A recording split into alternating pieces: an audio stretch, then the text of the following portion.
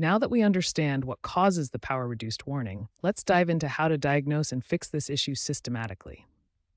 Ford technicians have identified four main categories of problems that cause this warning. Understanding these percentages helps prioritize your diagnostic approach. The diagnostic process follows a systematic approach. Start with the basics. Check coolant levels, verify cooling fan operation, and scan for diagnostic trouble codes using an OBD scanner. A critical diagnostic step is the cooling system pressure test. Use a pressure tester to pressurize the system to 16 psi and hold for at least 15 minutes to check for leaks. Monitor the engine coolant temperature sensor readings during warm-up.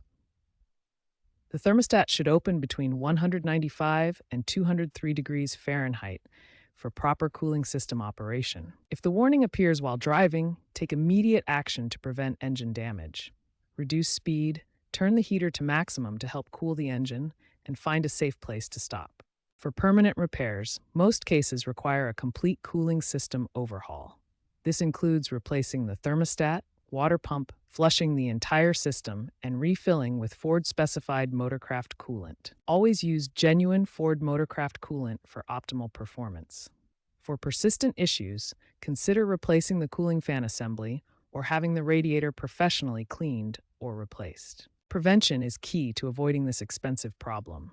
Follow a proactive maintenance schedule. Inspect the cooling system every 30,000 miles, flush coolant every 60,000 miles, and replace the water pump every 100,000 miles.